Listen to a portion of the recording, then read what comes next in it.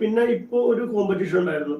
ഓരോരുത്തരുടെ സ്വഭാവം ഈ പുറത്തിറങ്ങി കഴിഞ്ഞാൽ അവർക്ക് ഏറ്റവും കൂടുതൽ ഉദ്ഘാടനം ചെയ്യുന്നവരാണ്, ഏറ്റവും കൂടുതൽ സെലിബ്രേറ്റ് ചെയ്യപ്പെടുന്നവരാണ്, എല്ലാവരും സെൽഫി എടുക്കാൻ ഉദ്ദേശിക്കുന്നവരാണ്, കണ്ടു കഴിഞ്ഞ് ചൂലുകൊണ്ട് വരാവുന്നവരാണ്, തലയിൽ മുണ്ടിട്ടുകൊണ്ട് പോകുന്നവരാണ്. പക്ഷെ ആ മത്സരത്തിൽ ലക്ഷ്മിയെയാണ് ഈ പറയുന്ന തലയിൽ മുണ്ടിട്ടുകൊണ്ട് പോകുന്നതും പിന്നെ ചൂല് കൊണ്ട് നിൽക്കുന്ന അത് സത്യം പറഞ്ഞാൽ അങ്ങനെയൊന്നും ശരിക്കും പറഞ്ഞാൽ ചെയ്യാൻ പാടില്ല. നമ്മളെപ്പോഴും അങ്ങനത്തെ സംഭവം ഉണ്ടെങ്കിൽ തിരിച്ച് ചെയ്യണമായിരുന്നാണ് ഈ ഗെയിമിൽ തോന്നിയത്. അതൊക്കെ ഈ ആദില, നൂറ അല്ലെങ്കിൽ ഇവരൊക്കെ ഓരോ ഗെയിം പ്രോഗ്രാം ഒരു കണ്ടസ്റ്റന്റ് ആയിരുന്നത്.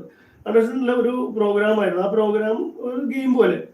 പക്ഷെ അതൊക്കെ കാണിച്ച് സത്യം പറഞ്ഞ ലക്ഷ്മിനോട് ഒരു ഇത് തോന്നിപ്പോയി. കാരണം അങ്ങനെയൊന്നും പറയാൻ പാടില്ല. പുള്ളിക്കാരത്തി സ്റ്റാൻഡ്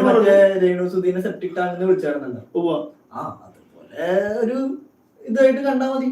പക്ഷെ ഒരു സ്റ്റാൻഡ് എനിക്ക് തോന്നിയിട്ട് ഈ പറയുന്ന ഈ ലക്ഷ്മി സ്റ്റാൻഡ് പറഞ്ഞു.